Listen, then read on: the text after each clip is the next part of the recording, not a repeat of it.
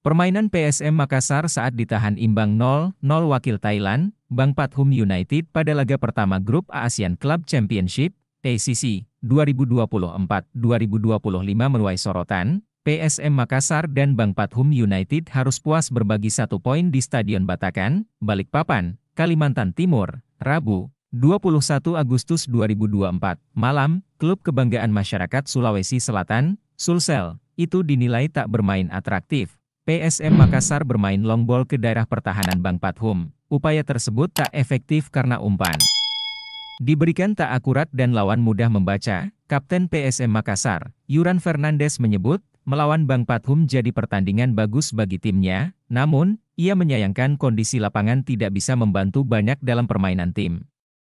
Pasukan Ramang tidak bisa memainkan bola dari kaki ke kaki. Entah itu permainan kita atau permainan lawan, kita tidak bisa memainkan bola-bola bawah karena kondisi lapangan, ungkapnya saat konferensi pers usai pertandingan. Meski begitu, bek asal Tanjung Verde ini mengatakan, imbang tanpa gol adalah hasil yang layak. Yuran pun bertekad bahwa PSM Makassar di laga selanjutnya, masih ada 4 pertandingan sisa bisa dimaksimalkan jaga peluang lolos dari fase grup. PSM Makassar akan melawan Shan United, Tan Doang, Sfairieng dan Terengganu. Hasil yang bagus didapatkan di pertandingan awal di kompetisi ini, ACC. Kita akan coba mendapatkan kemenangan di pertandingan-pertandingan selanjutnya. Tegasnya, PSM Makassar kini berada di peringkat 4 grup ACC dengan 1 poin. Di atasnya ada Bang Pathum, puncak klasemen ditempati wakil Vietnam, Tan Hoa dengan 3 poin. Runner-up Sfairieng juga dengan 3 poin, Terengganu dan Shan United di peringkat 5 dan 6 klasemen. Musim 2023-2024 memang penuh jatuh bangun untuk PSM Makassar. Hantaman masalah finansial menjegal laju mereka beberapa kali, dan hal tersebut berimbas pada performa tim. Termasuk juga hengkangnya sang metronom Wiljan Pluim setelah membela klub selama 7 tahun, jelang musim 2024-2025, PSM kembali melakukan cuci gudang untuk kesekian kali. Sebanyak 12 pemain hengkang pada bursa transfer, membuat pelatih kepala Bernardo Tavares kembali harus membangun tim dari nol. Regulasi 8 legiun asing membuat Juku Eja ikut berburu pemain impor. Tapi, mereka enggan melupakan bahwa pemain lokal turut melengkapi kepingan puzzle dalam strategi racikan Tavares. Meski jadi penyegaran tim, sulit untuk menerka sejauh mana laju mereka di 2 ajang yang mereka ikuti. Berkandang di Balikpapan, pada ajang Liga 1 musim lalu, PSM yang berstatus juara bertahan finish di posisi 11. Padahal papan atas sempat dihuni selama beberapa pekan awal sebelum performa mereka menukik usai ditinggal Pluim. Sedangkan di AFC Cup 2023-2024, langkah PSM terhenti di babak penyisihan grup. Musim ini, agenda anak asuh Tavares masih padat. Tak cuma mesti berjibaku dengan BRI Liga 1 2024-2025, tapi juga dengan ASEAN Club Championship yang menjadi ajang pertemuan para raksasa sepak bola di Asia Tenggara. Keikutsertaan di kejuaraan antar klub ASEAN memang berpotensi memberi tambahan pundi-pundi uang. Tapi, yang perlu diperhatikan adalah PSM harus berupaya keras terhindar dari masalah finansial. Terlebih mereka tetap berkandang di Stadion Batakan Balikpapan paling tidak hingga akhir tahun 2024. Ini lantaran Stadion Gelora B.J. Habibie Parepare masih jalani proses renovasi. Dengan kata lain, pengeluaran biaya ketika laga home masih tinggi. Penyegaran di lini belakang dan tengah, sektor belakang dan tengah agaknya menjadi fokus tim pelatih selama bursa transfer, sebab paling banyak mendapat penggawa baru. Masing-masing 5 di area pertahanan, termasuk kiper Hilman Syah, serta 4 lainnya berposisi sebagai gelandang. Perekrutan Hilman Syah sendiri terasa syarat nostalgia. Sempat 2 musim membela Rans Nusantara FC, sosok kelahiran Jeneponto tersebut datang pada saat yang tepat. Reza Arya Pratama harus menepi hingga tengah musim untuk pemulihan cedera lutut. Alhasil, Hilman sebagai satu-satunya kiper senior, berpotensi lebih sering dipasang sejak menit pertama. Duo Brasileiro, Alessio Soares Neto dan Victor Luis, direkrut untuk menambal pos bek tengah dan wingback kanan. Mereka diharap bisa menjadi tandem yang pas untuk Yuran Fernandes, satu-satunya legiun asing tersisa dari skuad juara musim 2022-2023.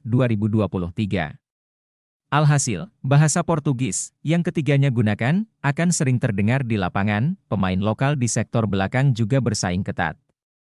Syahrul Assinari mulai dipercaya menjadi starter sejak pramusim, menggeser Dava Salman yang mencuri perhatian musim lalu.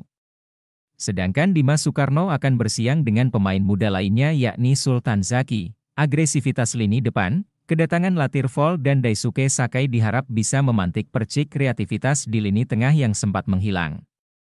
Latir terlihat begitu aktif dan jadi pengalir bola dengan umpan-umpan kunci pada duel pekan pertama Liga 1 kontra Persis Solo. Lalu Daisuke akhirnya debut sebagai pemain PSM di laga yang sama sebagai pemain pengganti. Cedera lutut Muhammad Arfan membuat Ananda Raihan Aliyev siap mengemban tugas sebagai gelandang energik. Ia akan didampingi Akbar Tanjung sang breaker andalan. Sejumlah nama siap bersaing untuk mengisi kedua pos sayap seperti Victor Dethan, Zaki Ashraf, Rizal serta Abdul Lemon Rahman. Misi memanen gol sendiri disematkan ke pundak tiga pemain, Nermin Haljeta, Tito Okello dan Adilson da Silva. Dua nama pertama sudah dipasangkan ketika Juku Eja membungkam Persis pada Sabtu lalu, 10 Agustus 2024. Kendati demikian, Tavares tetap akan memberi menit bermain ke para penyerang muda. Mulai dari Andi Harjito, Ricky Pratama, Arham Darmawan, Mufli Hidayat serta Fahrul Aditya. Andalkan formasi 3-5-2, satu hal lain yang mencolok, formasi 3-5-2 tetap digunakan. Selama ini, Tavares memang dikenal sebagai pelatih yang menuntut pemain tetap disiplin saat bertahan dan menyerang. Tanpa peluim, skema tersebut tak berjalan lancar pada paruh kedua musim lalu.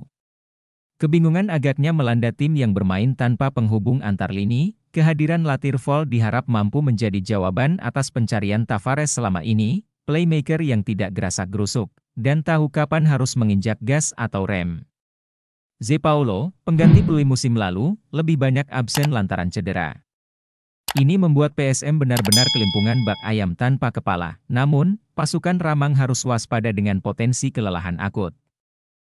Ini lantaran mereka mengikuti dua ajang musim ini, yakni Liga 1 serta Asian Club Championship.